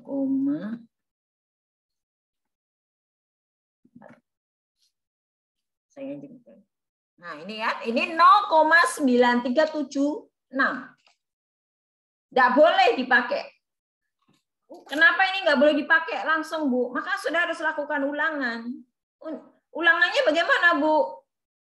Bisa Anda membuat satu set ini lagi, set lagi, kan boleh, karena itu kurva standar ini harus dibuat lebih dari satu ini. Harus ada set lagi. Set 1, set 2, set 3, kan begitu. Paling tidak ada 3 set. Kenapa tidak boleh 2, Bu? Kalau boleh 2, kalau misalnya ada kesalahan, mau ngikut yang mana ya? Kalau ada 3, misalnya set yang kedua adalah 0,5 lagi. Kemudian misalnya 0,45, misalnya kayak gitu. Ya toh? Nah, nanti kan ada rata-rata ini. Anda bisa keluarkan rata-rata ya. 0,44. 0,43. 1,23. 1,20 misalnya. Nah, ini kan nanti Anda bisa keluarkan rata-ratanya. Ya, misalnya ini. Tarik lagi. Show, mau. Coba 3 aja. Misalnya, saya tarik 3. Ini enggak mau nakal ya. Harus ada Y1, Y2, Y3 ya. Saya mau, harusnya mau ini. Udah mau selesai kali kamu. Oh bisa. Nah, misalnya. Nah ini ya. Saya tidak bisa gunakan dengan, misalnya pakai titik-titik aja. Nah ini kan hampir-hampir mirip. Ya, dari 3 ini saya buat rata-rata bagaimana? Ya, Anda dapatkan ini ya. 0,6982. Ya. Oh, jelek banget Bu, 0,69, 0,95 aja nggak boleh. Maka saya harus lakukan ulangan sampai saya dapatkan paling tidak mendekati 1. Begitu. Oke, ada lagi? Aku mau tanya. Ya. Itu berarti ya kan disuruh 7 titik Bu, berarti 7 angka gitu. 7 titik. Oh, iya. Ya. Di belanya 7 titik. Ya. Di berarti bela 7 angka. Harus minimal 7 titik. Berarti itu angkanya terserah kita, Bu. Loh, terserah kita. Ya dari hasil penelitian Anda, Rel. Kok terserah kita? Ya dari hasil penelitianmu itu kamu dapat angka berapa? Kamu lakukan ulangan. Tadi kan berarti ulangan 1, 2, 3. Dan ada 7 perlakuan. Berarti sumbu X itu ada 1, 2, 3, 4, 5, 6, 7. Itu untuk kurva standar yang diizinkan. Ya, makanya nanti kalau Anda penelitian, Anda melakukan apa istilahnya membuat kurva standar ya, kemudian Anda buat kurva ya harus 7. Oke? Bu, ya. Penelitiannya dapat dari mana, Bu? Penelitian siapa? Oh, iya, ya penelitian maksudnya yang tugas ini tuh kita angkanya masih terserah gitu kan, Bu? Kalau masih terserah. Itu maksud saya. Ya, tugas ini maksudnya terserah, boleh. Ya, nanti Anda memilih ya kayak apa boleh. Ya, nanti saya tambahkan di bela untuk tugasnya ya. Sampai kalian bisa loh ya. Oke. Lagi. Ulangannya itu kita dapat dari mengubah beberapa angka atau kita bikin angka baru gitu. Kan tadi udah tuh datanya ada. Bebas non ya. Jadi nanti di situ Anda bisa keluarkan SD-nya. Ya, Anda kan punya hasil rata-rata, kemudian SD. Kemudian nanti tolong ulang lagi, share lagi. Nanti kamu bisa kuliah. Kuliah jam berapa kamu? Halo? Udah nggak ada kuliah. Nggak ada. Ya, tapi kan bilangnya nanti aku dikejar orang. Nah, misalnya di sini, nanti kan Anda bisa klik ya. Ini kebetulan kan nggak satu ini. Saya tak buat rata-rata lah. 1,89. 2,45. Terus 1,87. Nah, 2,34. Bisa Anda buat gini, X rata-rata. X rata-rata ya. Kemudian bisa Anda tentukan SD. Nah, X rata-rata kan tinggal Anda klik. Average. Oke, average. Oke. Terus ini untuk standar def. Standar def dari standar def. Oke. Nah, tarik ke bawah. Nah, nanti bisa Anda buat ini. Copy. Nah, ini bisa di-copy. Sorry. Copy ya. Nah, nilainya. Nah, ini nanti bisa dibuat kurva. garis bisa, atau yang tidak garis. Nah, ini. Nah, kemudian ini bisa ditarik dengan ini ya. Desain, nanti Anda cari di error bar. Error bar Anda cari di more error bar option. More error bar option cari di. Nah, ini kan sebenarnya salah. Jadi Anda harus, bentar, ini kadang-kala keluar aneh. Ini yang X kan nggak boleh. Nah, ini kan sebenarnya nggak boleh. Ini harus pakai error bar option. Ini jangan pakai fixed value. Kita pakai custom. Custom, spesifik custom, Anda tarik dari SD-nya. Kemudian tarik dari SD-nya. Nah. Oke. Nah, ini atas bawah ya. Atas yang positive value juga ditarik, negative value ditarik. Oke. Nah, ini tinggi rendahnya beda. Ya. Oke. Nah, Anda akan punya ini. Yang belakang. Nanti Anda punya ini. Begitu? Nah, Anda akan punya, oh ini masuk core-nya 10% enggak. Nah, ini tugasmu adalah Anda mencari, pokoknya rata-rata ini tidak boleh standar deviasi core, tidak boleh lebih dari 10%. Kemudian buatlah standar deviasinya itu beda-beda. Supaya buat Pak ini tahu, apakah Anda sudah bisa membuat standar deviasi sesuai dengan custom. Oke? Sumbu X dikasih, sumbu Y apa, sumbu X apa, terserah, bebas. Yang penting Anda tahu. Oke? Masih ada yang tanya? Garuk-garuk kepala, Aurel? Pusing. Enggak pusing, gampang. Oke? Ya, silakan dikerjakan, minggu depan dikumpulkan. Diunggah di Bella. Nanti saya tambah. Oke, ada lagi tanyaan? Ayo, setelah dikejar orang ini, labnya mau dipakai. Sudah? Sudah belum? Udah Bu, mau makan siang. Ya, makan siang. Kita masuk lagi. Oke ya. Oke, see you next week. Bye-bye. Kasih Bu. Oke. Kasih Bu. Buka ini. Ya. Bu, saya mau tanya Bu tentang praktikum kimia analitik Bu. Di Bella saya belum terdaftar Bu. Loh, kamu kan tak suruh masukkan dia. Kan kelompok apa hari ini? Ya? Hari ini. Maksudnya Bu? Kamu kelompok hari ini? Kelompok C Bu, yang daring. Ya, ya. Tulis di grup, Rodi. Nama NRP ya Bu? Iya, biar aku masukkan. Oke? Ya. Ya. Oke, Kasih, Bu. pagi. Ya. Ya, kasih.